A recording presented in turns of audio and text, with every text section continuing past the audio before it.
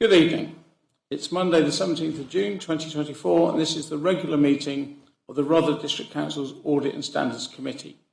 I'm Councillor Brian Drayson, the Chair of the Committee. I'd like to welcome everyone in the chamber and online to the meeting. Reminder to members on using the microphone correctly and the need to speak up so that those watching online or viewing the webcast later can clearly hear what they are saying. While on the subject of clarity, could members please raise their hands clearly when voting and keep them raised until it's clear that the clerk has counted them. Thank you. We're joined in the chamber this evening by Andrew Vallance, Deputy Chief Executive and Section 151 Officer, Mark Adams, Head of Digital Customer Services, Anna Everett, Corporate Programme Risk and Improvement Manager, Gary Angel, the Council's Internal Audit Manager.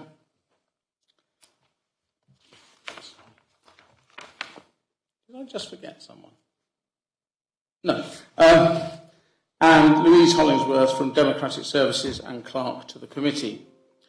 Online this evening we have Lorna Ford, the Chief Executive of Rotherham District Council, and also Linda Walker, our Monitoring Officer, Interim Monitoring Officer. We also have a member of the committee, Councillor Simon McGurk, who's joined us online. Welcome also to Patrick Farmer, our independent member for audit matters, and to Bob Brown and Rose Durbin, our independent members on standards. Thank you. We're also joined online by Darren Wells, our lead external auditor from Grant Thornton. I don't think I've forgotten anyone. Do I have the committee's authority to sign the minutes as a correct record of the last meeting? Yes, thank you.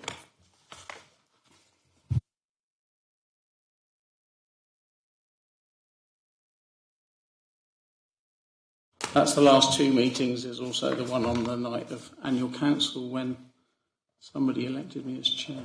Thank you.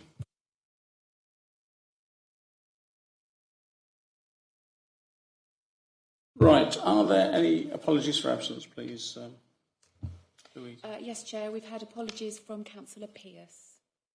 Thank you. Any additional items? No, there are none. Right, and item 4, to receive any disclosures by members of disclosable pecuniary interests and other registrable interests and non-registrable interests in matters on the agenda, and the nature of any interest and details of any dispensations obtained. Members are reminded of the need to repeat their declaration immediately prior to the commencement of the item in question. Are there any declarations? No? Thank you. Right, moving on to Part A, the standards reports. Agenda item 5, Code of Conduct, Complaints, Monitoring and Other Standards Matters. And this is Linda Walker going to be introducing this report online. Good evening, Linda. Over to you. Good evening, Chair. This is just the regular 6-monthly report to let you know how we've been progressing with the Member Code of Conduct complaints. Since the last meeting, I have a new Deputy Monitoring Officer, who's Suzanne Antropos, which many of you will have met, and she is leading on dealing with the complaints. As you can see from the report, we've had 22 complaints within this period of time, and I think the thing that's really interesting to highlight from them is that the number of parish councillors that they've involved. So I think we've got 6 district councillors where there's been a complaint, and we've got 26 parish or town councillors where there's been complaints. Sometimes one complaint might relate to a number of different councillors, which is why it pans out like that. As you'll see, 19 were dismissed, and the others resulted in things like training and apology. As you know, the sanctions under the Code of Conduct are quite limited, and we're to try and deal with as many of the complaints at a local level rather than escalating the matters. We did have particular difficulties with one of the town councils, and I think you're aware of actually some of the issues, Chair, that we've had with this. what we're trying to do is, rather than just sort of deal with them on a ad hoc basis, if we have a number of complaints about the same town or parish councillor, we are trying to look at that, sort of in the round, and look at what improvements can be made and what help perhaps the clerk of the parish can do as well, so that we can try and resolve this on a long-term basis rather than just on a one-off basis. Of the various complaints that we had, the independent persons, one or other, was consulted in each case, and they agreed with the action that we took in respect of those matters. We've also, just to mention to you, that there has been some training. I came down in December and was involved in the parish conference, and I provided some training on the member code of conduct, and that I think was quite well received, and the members who attended that were very engaged, and we did try and issue some other information for people who hadn't attended. And I think going forward, as far as that parish council is concerned, although it was well attended, I think perhaps this coming year we can publicise it a little bit more and try and get even more people to come to that meeting, because, as I say, we are having more of a problem with parish councillors than district councillors. So I think that's a good chance to actually help them with training and understanding what their obligations are. Then I also, in January, did some training online for members. And again, that was well attended, and members were engaged. I think as an ongoing thing, although it doesn't say this in the report, I am trying to engage more, and I'm sort of working at a distance, but just, some of the guidance that I issue, and also, if a certain issue arises, we do try and deal with that at that time, so that members are gradually getting used to the new code of conduct and what their obligations are. I think going forward, there's a number of lessons learned from some of the cases that we've dealt with, and I'm working with Suzanne to think of new ways perhaps of delivering training and awareness to members, so that keeping things sort of on the right lines, and obviously I hope that that's been helpful. So that's basically all I wanted to say about that. It's a fairly brief report, but I think it is extremely useful that you are monitoring these matters. And the table, sort of at the end of the report, does set out the various complaints that we've had, and gives a little bit of information, because obviously they're anonymous, but does give some information about what the themes were. And the social media, for example, is a very common one, and that's the same throughout sort of a number of authorities. So yes, that's basically the position. Thank you, Linda. Before I open it up to any questions, thank you for the very subtle reminder to me that I'd forgotten, as a member of Bexhill Town Council, I should be declaring an interest, bearing in mind I think there was a oblique reference from you to that particular council. So yes, sorry, I forgot to declare an interest of being a member of Bexhill Town Council. Any questions for Linda on the complaints report? Yes, Councillor Biggs. Evening, Linda. I represent 4 parishes, and what parish councillor on one of these 4 parishes has been waiting 6 months to get his case sorted out, and he's not very happy about it. Can you tell me? It's difficult because I don't want to name the person, but 6 months is rather a long time, isn't it, to get a case sorted out?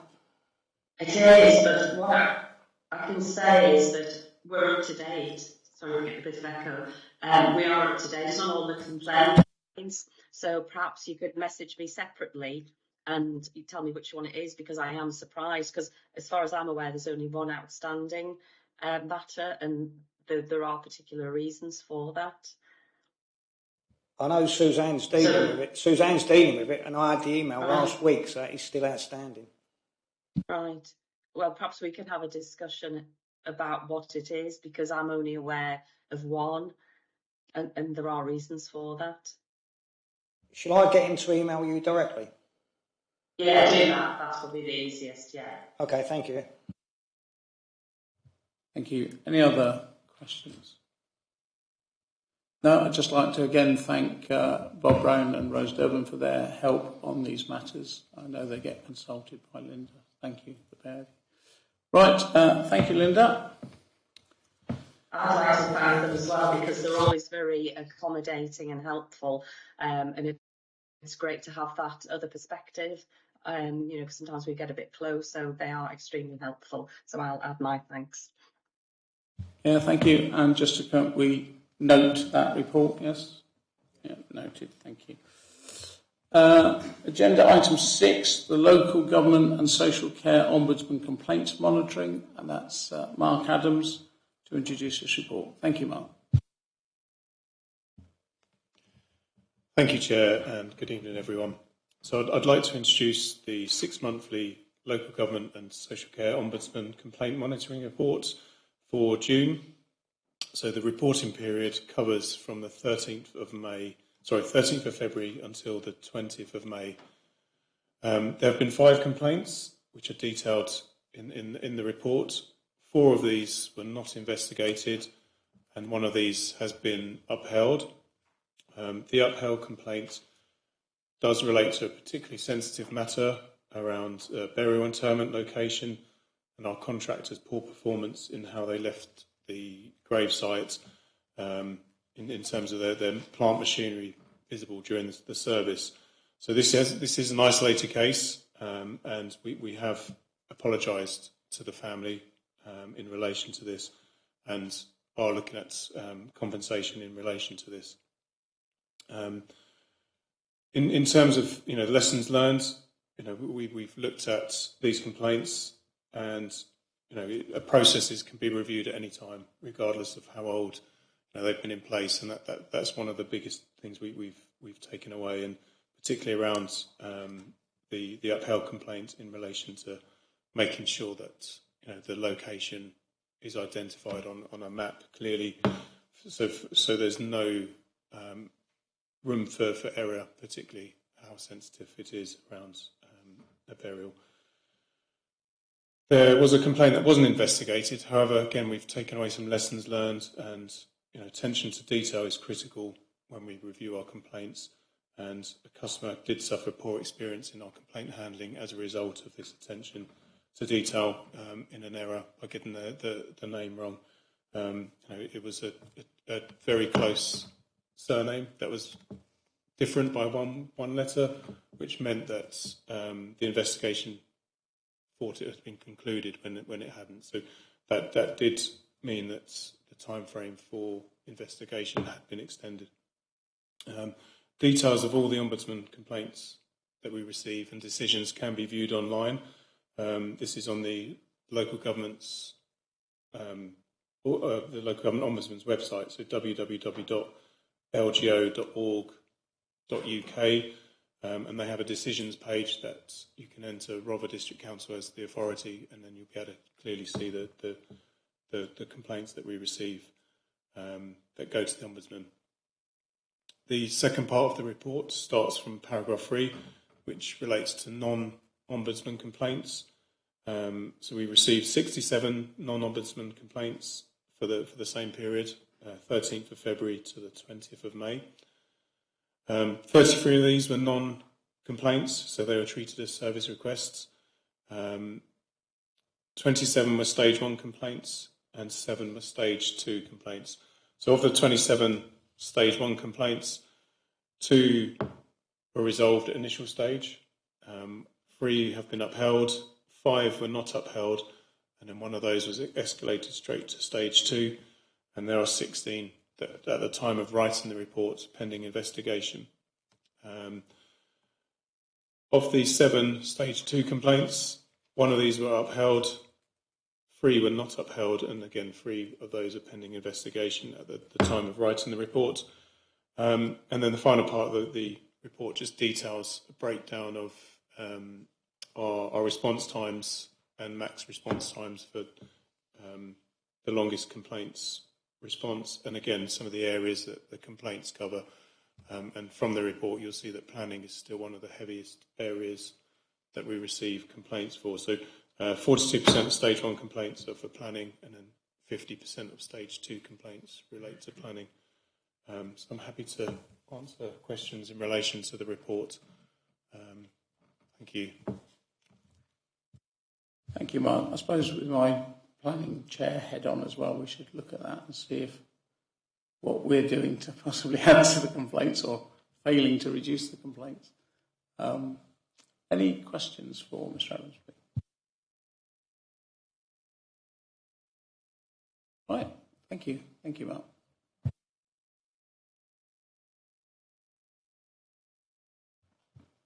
Just checking, is this when Bob and Rose are leaving or not? It's just really a question of whether you want us for Article 10, the separation of committees. Good point. Good point. Thank you. Please stay for agenda item 10.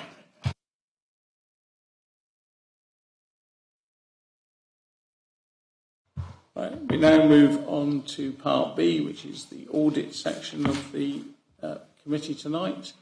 And agenda item 7 is the report of the external auditor, Grant Thornton, and it's the external audit plan for 2023-24.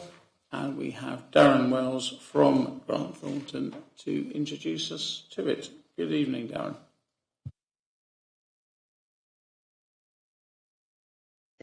Good evening, Chair. Good evening, councillors. So this is the audit plan for 23-24. We've flagged it as an indicative audit plan, and that's largely because we haven't completed all of our risk assessment planning work, but we have completed a sufficient amount to give an indication of what the audit plan would be, and that's what this report represents. As in previous years, it sets out for you the national context. It sets out the consideration of materiality, which drives our audit approach, and it highlights those risks that we describe as significant, which consume more of the audit time and effort than more standard audit tests. But what we do, in addition to those identified significant risks, we do a program of work that ensures that we test and challenge any balanced transaction that is above materiality to provide assurance on the accuracy and reliability of the financial statements. The significant risks in themselves are fairly standard and nothing that you won't have seen from previous years. And importantly, we also highlight our independence and the proposed audit fee. That's probably all I was going to pick up, Chair. I'm happy to take any questions that members may have. Thank you, Dan. Any questions from members? I've got one, Darren, which is, I suppose, just to explain to ask you to explain how we've arrived at quite a large fee, a lot bigger than last year, I gather. Well, over to you. Thank you, Chair. It's probably not an unexpected question, but it isn't a fee that we've dreamt up by ourselves. So for 23-24, it's the beginning of a new contract with the Public Sector Audit Appointments Limited, and they have revised the standard scale fee for all audited bodies across the country. And they recognise that audit fees had been driven too low and were a contributing factor to the state of local audit, where we now see so many accounts unaudited. Pleasingly, that's not the position for Rother. We are completely up to date. But one of the factors that PSAA has responded to is recognising that audit fees needed to increase. And unfortunately, it is in one large jump compared to the previous year. So you are seeing a significant increase this year. Thank you. Just before I go to Mr. Farmer to ask a question, I did want to actually say, though, because it is an enviable position to be one of those councils that have had its audits up to date. I think is a very small number in the country, and that is due partly to our staff under previously Duncan and now Andrew, who've done a marvellous job. But of course, it's a partnership with yourselves as well. So you've both departments have worked extremely well to make us, I think, very enviable. Especially just the surrounding districts are in nowhere near the same state that we are. So thank you for that, and thank you to Andrew and his staff. Mr. Farmer, you've got a question. Good evening, Duncan. I note from many of the prior year audit recommendations that have been rolled over from previous years and may end up being rolled over for another year. Are you, as the independent auditor, satisfied with management's diligence in solving these issues you raise, and how does their response compare with other councils you deal with? Thank you, Councillor. It's through you, Chair. Through you, Chair. So that aspect of the audit plan, I think we've recorded that we haven't yet assessed the progress of implementation of those recommendations, and that's one element of the risk assessment work that's outstanding. I think that's just a timing matter. Certainly, having audited the council over the last 3 to 4 years, my experience is that external audit recommendations are taken seriously and considered, and on the whole responded to appropriately and timely. We can't say that for every council, but I'm pleased to say that's the case for Rother. So the fact that the audit plan, the indicative audit plan, only has TBC currently doesn't cause me any great concern. Okay, I have a second question, Chair, which I think is really to Andrew rather than Duncan, which is I noticed that we have to now have our IFRS 16 compliance, and I wondered how confident management was that they can implement this in a timely manner. We have an issue with turnover of senior staff, and we currently have 2 temps leading on the audit and leading the finance department. So it's not as easy as it may have been if we'd had more continuity of staff, but I'm confident we will get there. But it's taken scenic route, if you like. Thank you. Any other questions for Councillor Biggs? Evening, Duncan. I've been reading your left-hand side, what you have to say, and then reading the right-hand side, the management response. This is something that keeps cropping up with your audit. It says about the council not holding signed legal services. They've addressed that. But then we come back to the housing company, which seems to keep cropping up. And it says a lack of signed agreements indicate weak record keeping. The council to also ensure the loan agreement is in place that will set out the terms and conditions, blah, blah, blah. And then the management come back and say the working capital loan agreement with Rother Housing Company are in the process of being finalised, and this work is expected to be completed and signed by the end of the current financial year. Now, I've heard that since last May, and it keeps cropping up. So my question is how long should we just keep putting this off? Unless Andrew can answer that for me. It's funny you should say that, because I've got in my notes, I think there's some good news in relation to the very thing you just spoke about. Andrew. It's imminent because we had a rate advised by our Treasury advisors that was too high. And we got a second opinion from another firm of Treasury advisors, and we think we now have a satisfactory rate that is higher than the base rate. It takes account of state aid, etc. But it means that the schemes the housing company are working on should be viable. The original rate that, I'm not sure when it was probably back in November or something that they got it from the original Treasury advisors. I was way too high and would have affected the viability of the housing company and its schemes.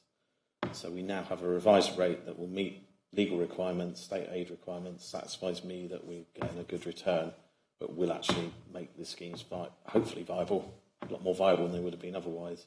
So that is now very close to resolution. But that has been the delaying factor for some time. That the rate was just way too high based on the risk assessment that particular Treasury advisors did. So we've got a different risk assessment from different Treasury advisors that is a more acceptable rate and means that it is viable now. Slightly devil's advocate before you come back. Our next meeting is July the 24th.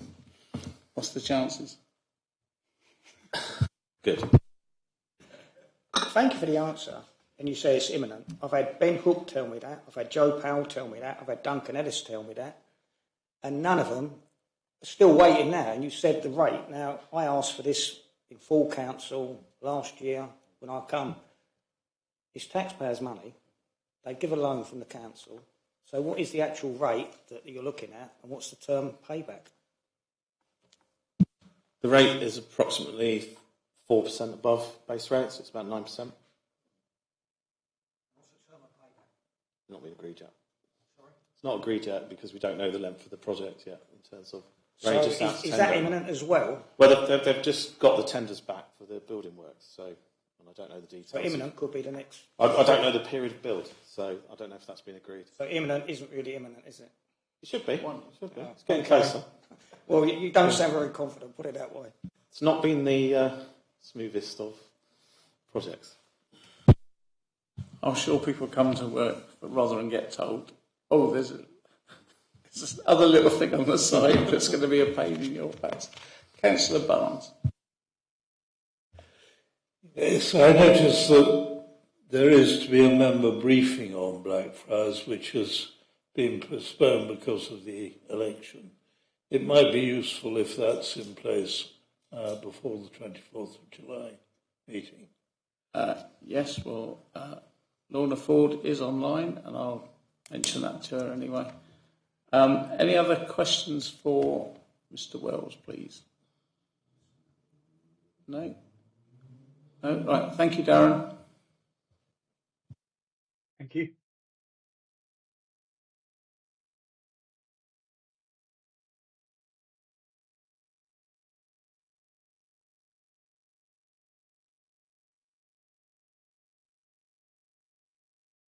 Yeah, again, for noting, so I'll take that as noted.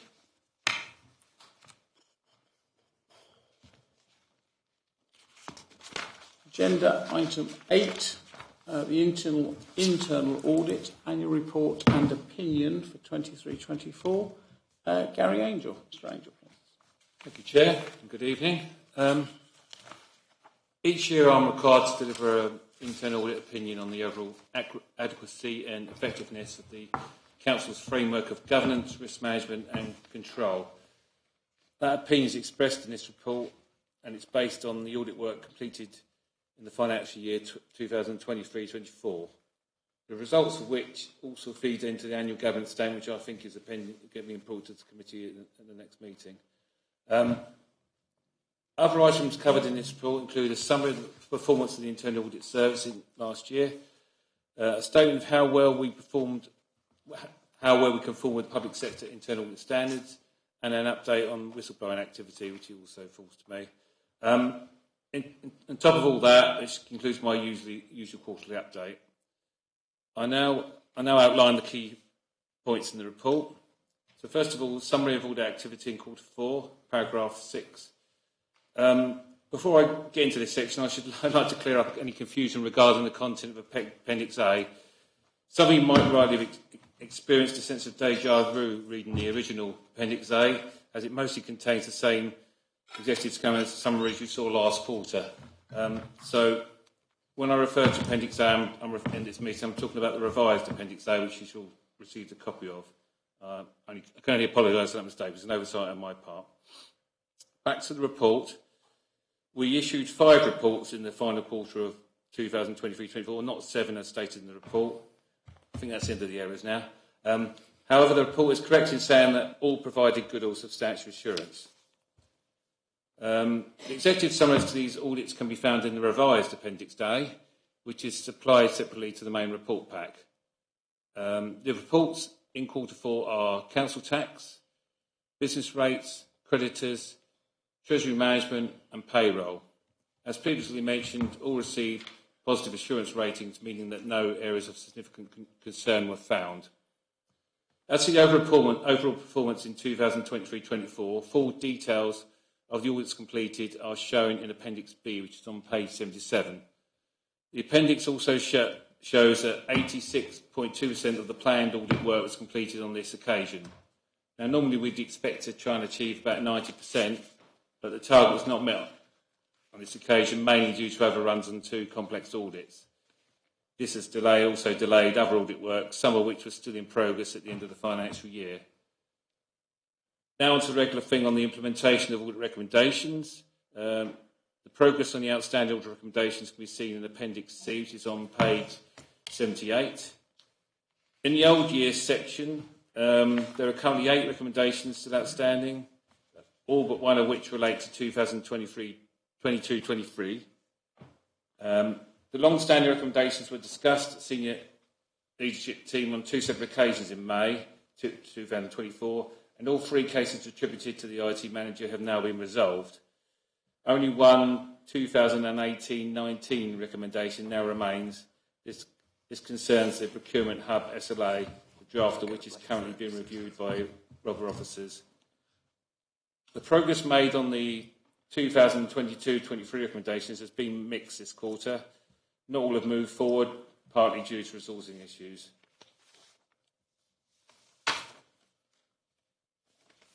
Then we come to the latest year recommendations. Very good progress has been made on these, and I can only hope it continues. It makes my life easier. Income protection work and other financial savings. These points is covered in paragraphs 15 to 18 on page 57. These 2 sections show that the internal audit team's income protection activities and other work has contributed to almost £79,000 worth of financial savings in 22-23, which was, please, Andrew. Quality assurance and improvement programme. Paragraph 19 onwards details the various methods used to measure the proficiency, effectiveness and quality of internal audit. My own self-assessment against our professional standards reported to this committee last quarter, and the results of our latest peer review, which was reported to this committee in June 2023. Now, both of them demonstrate a high level of compliance with these standards. We also capture client feedback throughout the year as each audit is completed, both from the operational staff and at service manager level. The results of the client feedback service in 23-24 are summarised in the table in paragraph 24. These indicate a high level of satisfaction with the quality of the internal audit service, which is always nice to hear. Performance measures, paragraph 26, shows internal performance against targets in 23-24. This shows that 3 of our 5 targets were met or exceeded. The targets for governance, audits and overall completion of the audit plan were not met on this occasion because of the aforementioned audit overruns. Conformance with the public sector internal audit standards. I can once again confirm that Rover's internal audit team and our approach generally conform with the requirements of these professional standards. Then takes to the overall assessment of the accounts internal audit controls. Paragraph 30 and 31 on page 59. 3 areas of concern were highlighted in 2023-24, but many of the issues raised have since been resolved and some areas of concern still remain though. Now the important bit, the opinion on the control environment, paragraph 32 onwards, page 60. This sets out the basis providing assurance on how well things are operating in those areas audited during the year. If we look once more at Appendix B, which is on page 77, we can see that whilst 3 audits received limited or minimal assurance rating in 2023-24, most of the issues identified have since been resolved and the vast majority of the control objectives reviewed during the year were met at least in part. This leads me to my conclusion shown in paragraph 36. The key point to note here is that taking all of the above points into consideration, I'm still of the opinion that the Council's framework of governance, risk management and control is adequate and effective. I'm concerned, however, how the impact staff resourcing issues is having on across the council, and as this could affect the opinion next year if the situation doesn't improve. But various arms are in the fire to try and resolve that one at the moment, so I understand. Finally then, whistleblowing activity 23-24. It's a final section report and Appendix D, which is on page 79, updates members on all whistleblowing cases received in 2023-24. A total of 29 cases were received in the year, over half of which included allegations in respect of benefit or council tax fraud or housing issues / tenancy fraud. Not all of them could be taken forward because there wasn't enough evidence to do anything with them. But I always refer across those I can. And I think that's it then. So any questions on the report? Thank you, Gabe. Just before I pass, it's one thing that dawned on me the other day is that I've always taken whistleblowing to mean people inside an organisation reporting concerns inside that organisation. That doesn't strictly apply to this whistleblowing. This is people phoning from outside complaining about something. It can be counted as whistleblowing. Is that right? Yes. Well, it's mostly emails or filling in online forms. But yeah, I can't remember the last time I had one from a member of staff. There can be complaints about staff, but like mostly, you can see from the categories in the appendix that very few are even member related. Yeah, it's not urgent, but sometimes I'd like us perhaps to look at what becomes a whistleblowing and what's a complaint that, well, Catherine's team would deal with. There needs to be a clear line between those two, because I say whistleblowing to me is internal. Mr. Farmer. Yes, I got sort of the same question, Chair, that because Gary says he doesn't get feedback necessarily to find out what's the outcome, so who does get knowledge of the outcome? Who in the council knows whether these issues are resolved? That depends on who it is, but I mean, usually, obviously, the service area I've referred it to would know, but I also should add, sometimes there are external ones, other councils sometimes come to me. I occasionally get the ones through the national, what's it called, the National Fraud Initiative. So, you know, they don't feed back what the result is. I just hope if it's worth investigating, they do so. I think we need to look at which goes where and who. No, it's not for tonight, but at some stage we need to look at that, because that's, yeah. It could be a whole host of, 29 whistleblowing cases that we know nothing about. Councillor Barnes. Yes, a comment on that before I go on. I think whistleblowing should be internal. I think we need a different term for something that the public are actually voicing.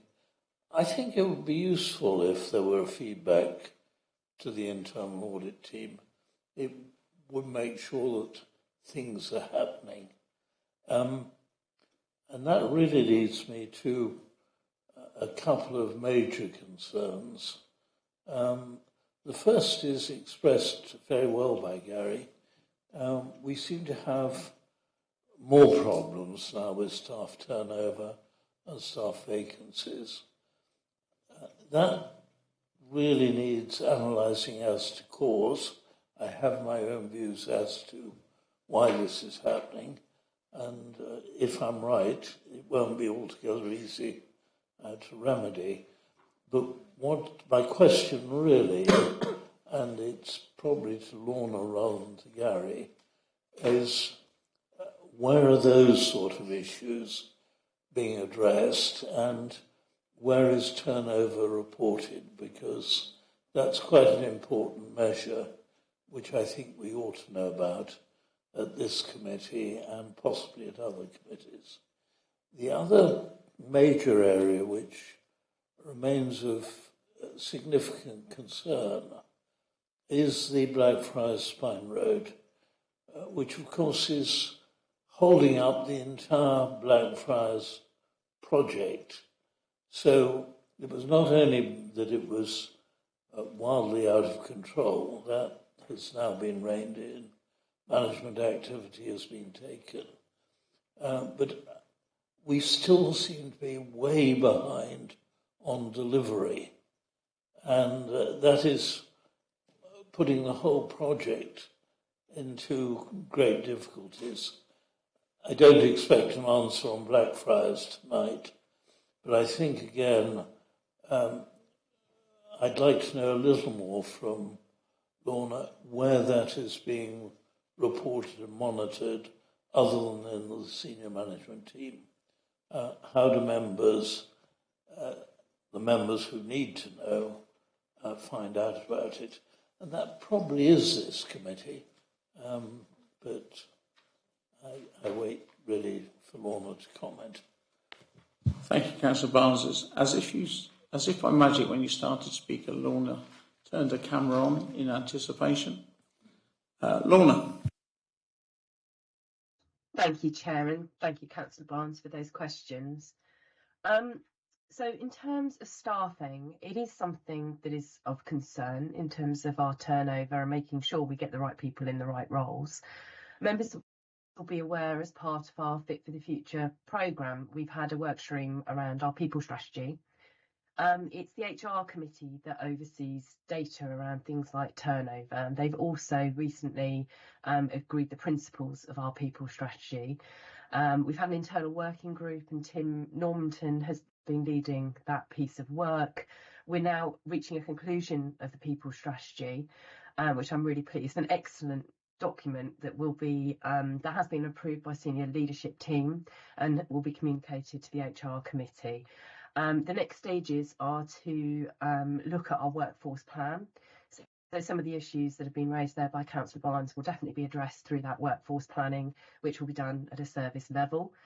There are some more general issues that we have as a council, and in fact local government as a sector has been finding. So recruitment to key roles in professional services like planning, like finance, like legal, incredibly challenging across the sector. And our people strategy is looking at how we can actually reduce our resilience on consultants and agency staff and try and take approach that's been very successful in planning of growing our own. So that is certainly part of our people strategy. I think it would be really beneficial to have a member briefing on where we've got to with all of this work stream, because it is critical. If we don't do this piece of work, we won't be able to do all the other aspirational things that the council plans to do through its council plan and through the other work streams, such as our financial resilience too. We need key people in roles to deliver our savings and make sure we're being effective and efficient as well. So that was quite a long-winded answer to your question, Councillor Barnes, but that turnover figure is something that we keep a very close eye on, and it is member involvement through the HR committee where that takes place.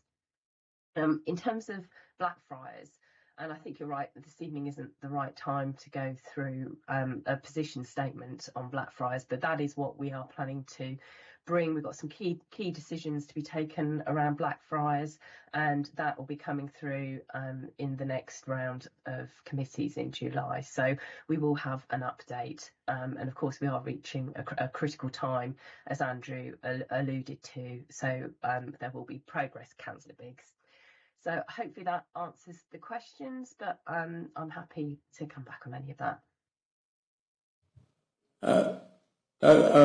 Nods from Councillor Barnes, but Councillor Delaney is in with a question. Yeah, I just wanted to say something about exit interviews. I think were mentioned in one of the sections in the report tonight, and they're very valuable as far as identifying why people are leaving.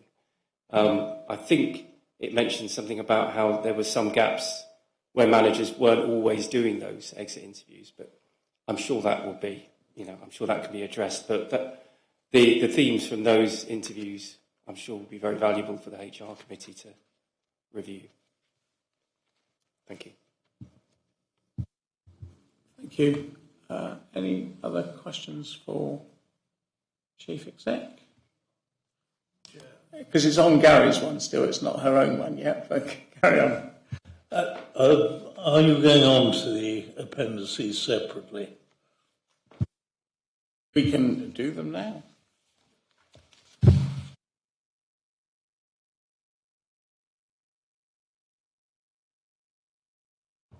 Going through the audit reports for the last quarter, yes? Yes, agenda item 8, the new version. Yeah.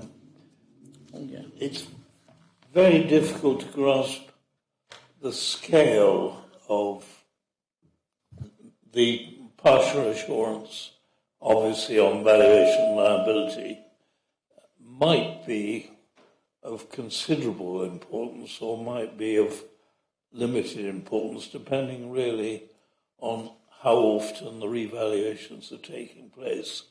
And the same thing is true of businesses. So I would find it quite helpful, if not tonight, at some stage, if this committee could understand the sort of scale of sums involved. I'm assuming it'll be relatively small, and therefore the partial assurance matters less than it might otherwise do. Otherwise, I think I might be expressing more concern tonight than I propose to do. Mr. Angel.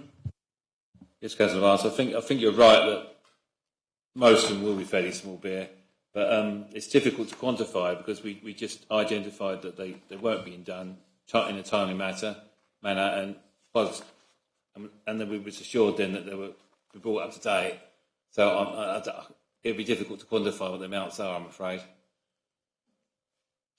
Yes, I think probably the manager concerned might be able to indicate something of the scale each year.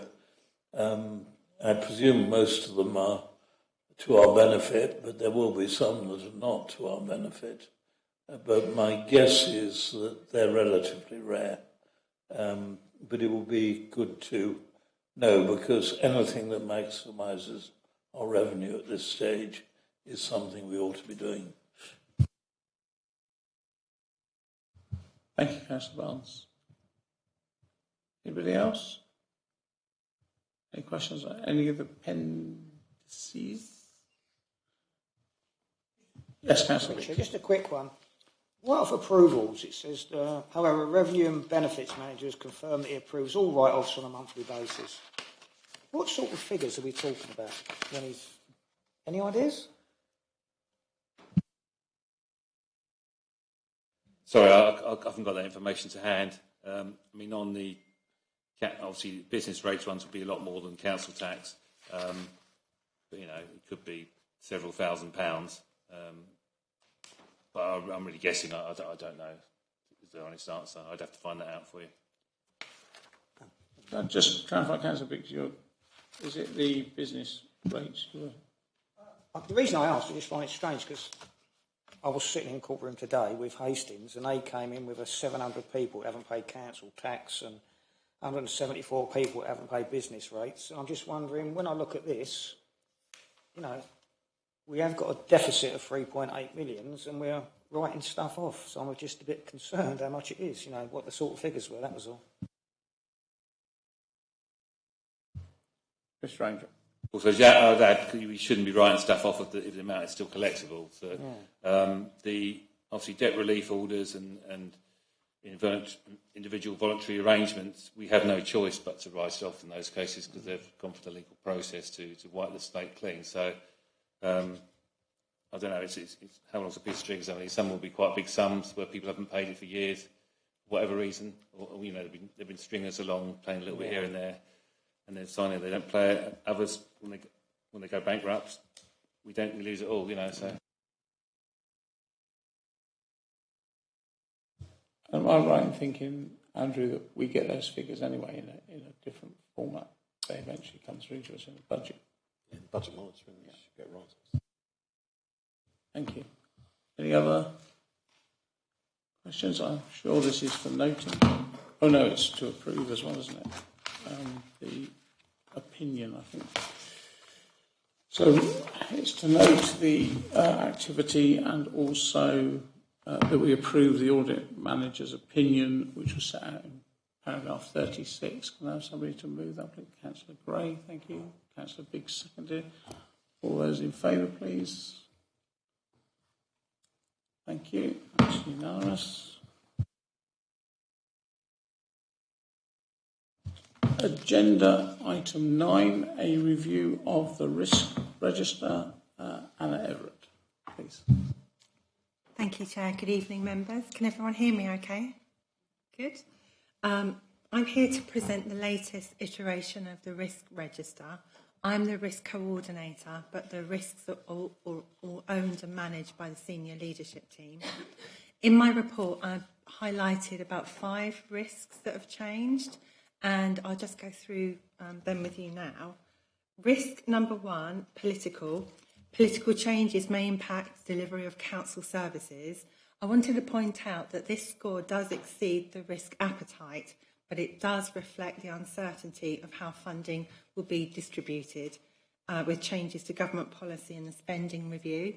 So this one stays high, and we've mitigated it as much as possible, but it is pretty much an unknown. Risk number 2, which is social, the council cannot meet its housing objectives. Again, the score exceeds the risk appetite due to the increased levels of homelessness and the escalating costs. We did consider, committee last time made a suggestion that we split it into 3 parts. Senior leadership team considered that, but from a corporate level considered that it should just be 1 risk. Moving on, risk number 4, economic and financial, failure to operate within a sustainable budget. This score remains very high, as you can see. We have got a lot of mitigations in place, but not all of the mitigations have come to fruition as yet, so I think it's important that the score remains high. Risk number 13, which is partnership and contractual, the failure of a neighbouring authority. We didn't know very much about this one when we put it on the register a couple of months ago, but we've sought the help of our monitoring officer, and actually there isn't a lot of impact with the failure of a neighbouring authority. So based on guidance from the monitoring officer, we've actually reduced it significantly enough so it's going to be de-escalated from the risk register. The last one that I was going to point out is risk number 16, which is legal and compliance, ineffective governance arrangements of Blackfriars Housing Company. Again, and I think you can see from the work that Gary has done on the audit report, lots of audit recommendations, if not all of them, have been implemented, and the monitoring officer is content with the current governance arrangements, and so this risk will also be removed from the register.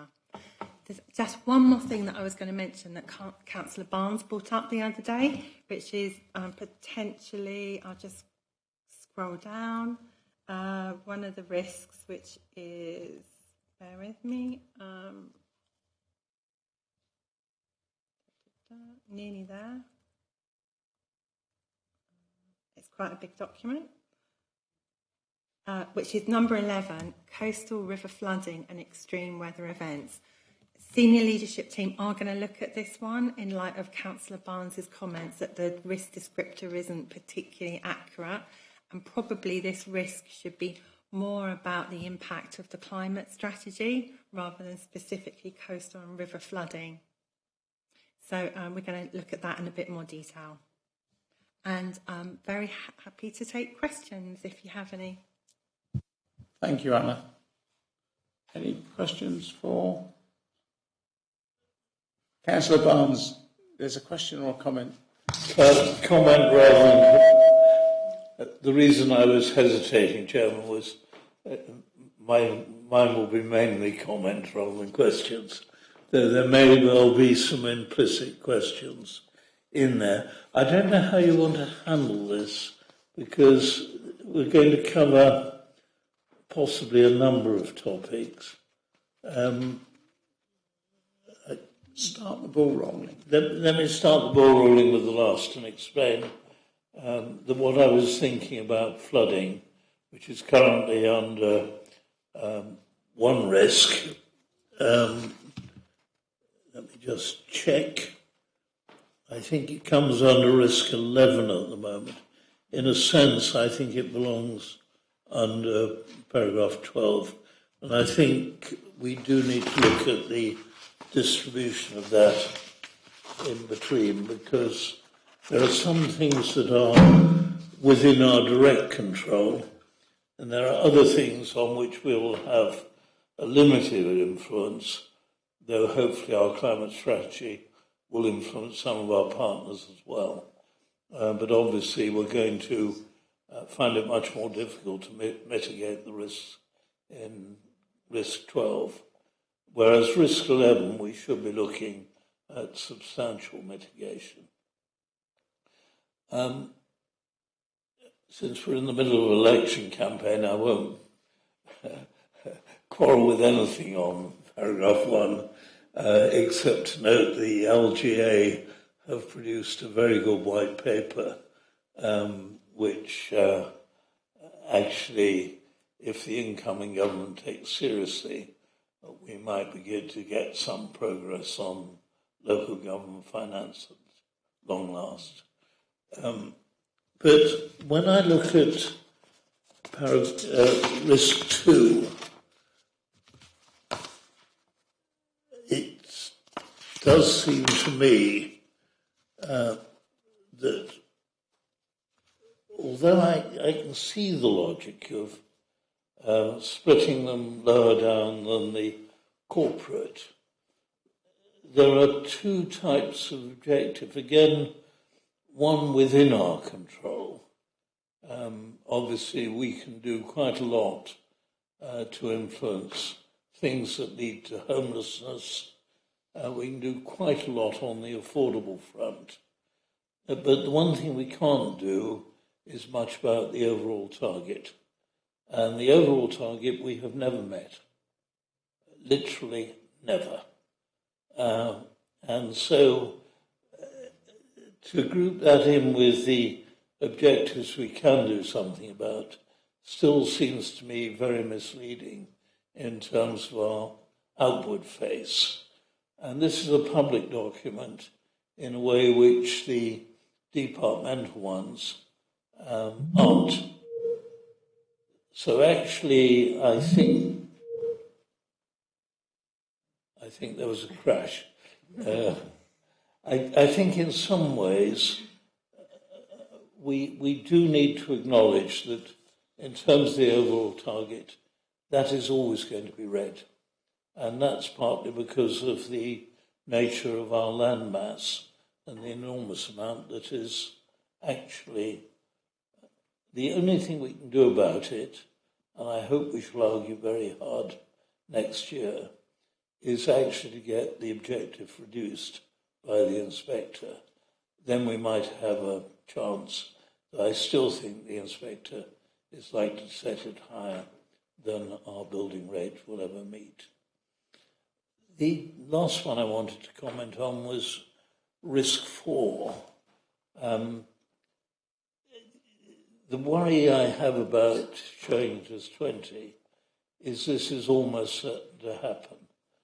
Now, I agree with the comment that our mitigating measures have yet to take effect, but it does seem to me a slightly odd signal to be giving the electorate in general and our council taxpayers that we're almost certain to face financial failure.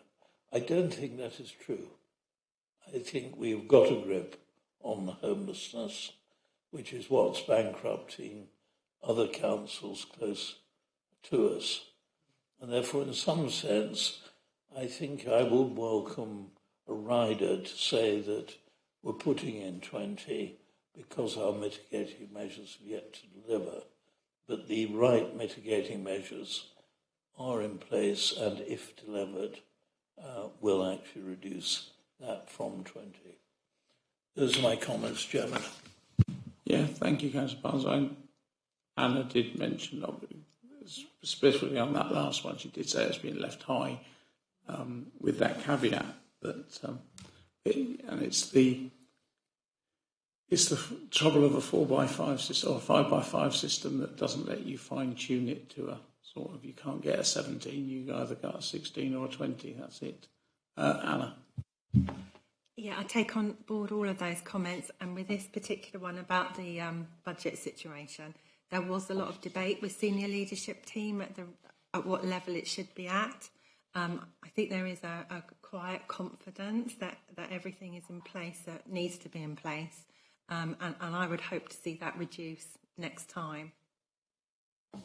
I suppose a good thing, ignoring the figure, is red does stop people forgetting about it. And it does highlight it without the 20 figure in it. You turning your camera on, Lorna, is that a signal that you wish to speak? Thank you, Chair. I think that is exactly it. By keeping it as red, we are not there yet. We have not achieved those savings yet. Andrew, I'm sure, can explain more about the work that he has been doing, but we have been making sure that we understand a position statement on the savings that have been identified. They are kind of in the amber-green category rather than the red, but we haven't achieved it all yet, and I think it's really, really important to keep our mind focused on delivering those savings, identifying further savings too. So I think it was a very deliberate action to keep our minds focused on what is one of the biggest risks to the council. Thank you. Thank you, Lorna. Councillor Biggs. Yeah, so just a quick one. Councillor Barnes addressed a lot of stuff. I'm surprised, 16, you've moved the risk from the register when both external and internal auditors have highlighted issues. We've still got to get the agreement signed and other bits and pieces signed. So whilst a lot of stuff has gone on in the background of this, I would have thought you would have kept it on the register until it's all been sorted. I think it is a bit of a judgment call. I mean, one of the things that I like about this process is it is subjective, and we talked about this one quite a lot, but the feeling of confidence that the governance arrangements are right, with the exception of a few of the documents that need to be sorted, I think we've come quite a long way with the governance of Blackfriars, and I think this really does reflect the level of confidence that we've got it right at the moment, even if there are a few things that need to be, you know, I's dotted and T's crossed. It's the other way round, isn't it? Yeah. And Councillor Biggs will be looking for those T's and I's, I can assure you. Yeah, it's just, I thought, you know, once it's all done, then I'd remove it. Once you're removing something, it could come back to bite you in the proverbial backside, basically. Yes, Anna. It can go back on at any point. I keep a separate register with anything that's just fallen below the line, and we review those ones as we review these main ones as well. So it never really goes. It's kind of de-escalated. So if anything was to crop up that meant people weren't confident about the arrangements, it would just go back up again. Thank you. Any other questions for Anna? No, thank you. This is, I think, another one to note, was it not? So, noted. Yes, thank you. So, agenda item 10, it's the proposed change to the decision-making structure, the separation of the Audit and Standards Committee. And this is the Chief Exec, Lorna, presenting this report. Thank you, Chair. Members will recall a couple of meetings ago we discussed the principle of separating the Audit and Standards Committee, and there was generally support for that. We have seen over the last year really a really heavy agenda that has meant, you know, that meetings go on quite late, and really key bits of information are being discussed towards the end of a meeting and perhaps doesn't get the attention that it deserves sometimes. So this is a really, really practical way, I think, of dealing with a heavy audit agenda. So the proposal is to create 2 standalone committees. I understand that pre-2017, this is the way it used to work. In terms of what that means for the individual committees, the Audit and Standards Committee will continue as it is at the audit committee rather. Will continue very much as it is at the moment with 8 members, and they will be appointed in accordance with political balance. And it will continue to meet 5 times a year, and you can see the terms of reference attached at Appendix A. In terms of the Standards Committee, this is slightly different in that we're not seeking political balance here, but rather a member from each political group will be required to serve on this committee. You can see the terms of reference at Appendix B.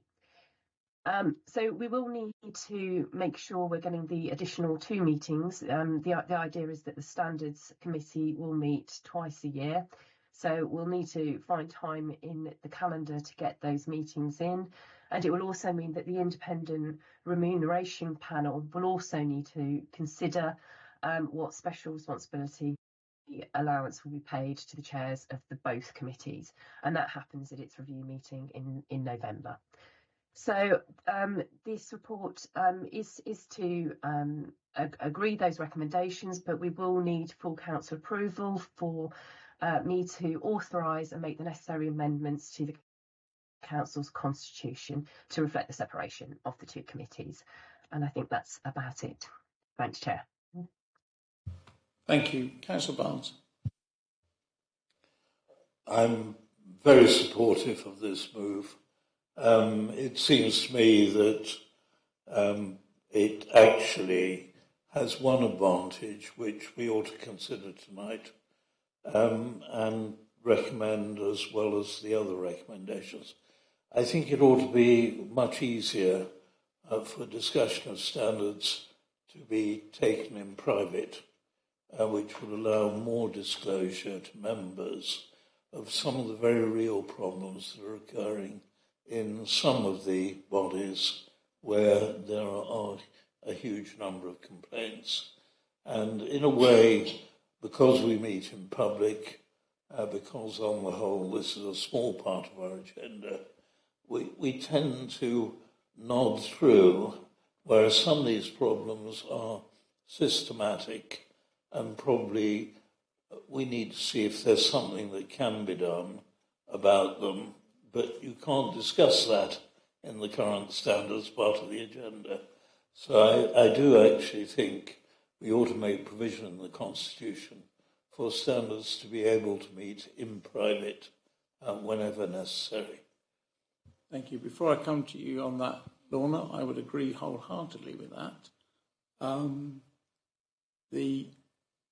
It just, because you need to get into the details of stuff. It may be that then from each of the 2 committee meetings, there needs to be a short report to council giving the figures like we get now here, but they've got to be free to talk in detail. And of course, the independent persons, Bob Brown and Rose, know all about it anyway, but they're also sitting there biting their tongues because they can't talk about it in this closed meeting. So hopefully, if you could look at that, that would be grateful, Lorna. Sorry to put you in the spot there. No, that's fine, Chair. There is one thing we need to consider, and that the complaint system is a confidential process. So it's only if someone is found to be in breach of the code. I will have to speak to the monitoring officer about how much we can actually make, even discuss in a private session. And I think Linda Walker is still online, actually. She may have a view, or this may be something we want to take offline and bring back into the committee. But I see that Linda's just put her camera on, so hopefully she can answer some of that. I don't think she had a lot of choice. You fed her that one. Linda.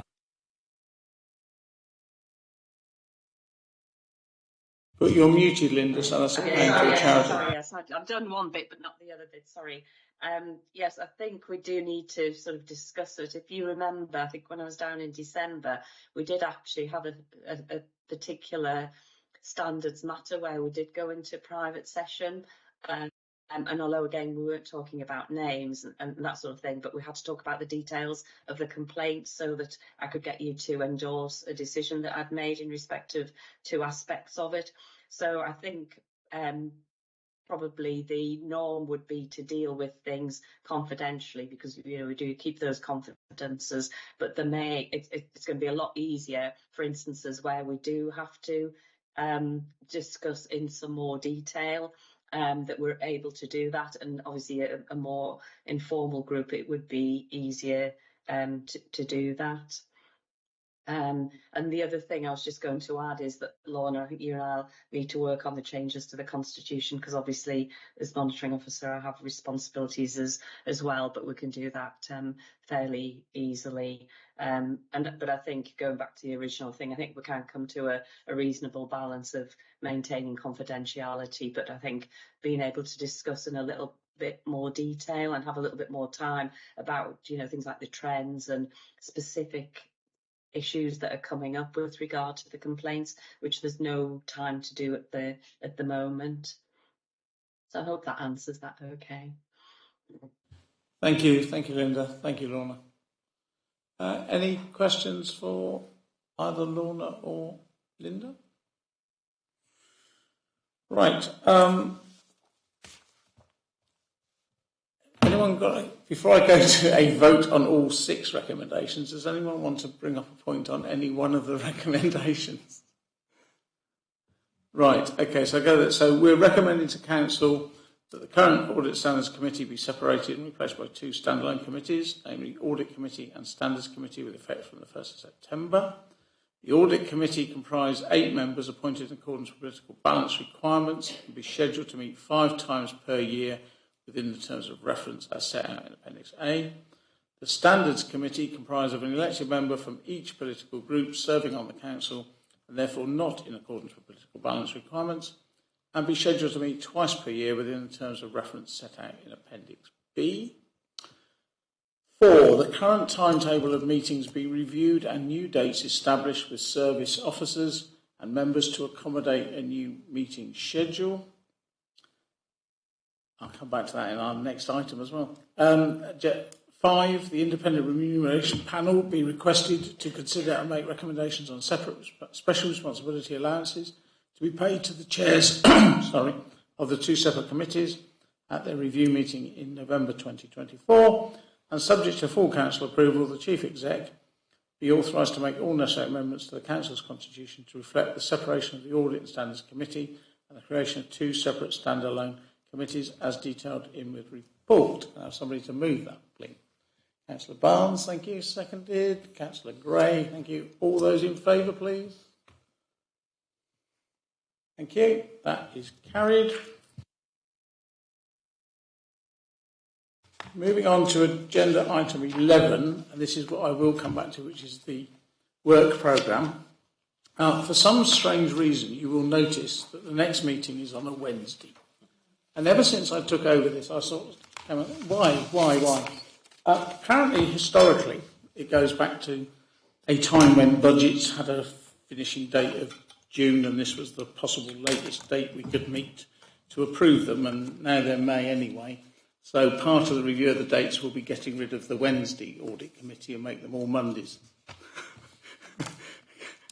To fit in with, obviously, the finance and the auditing schedules. So the work programme, top one's done tonight.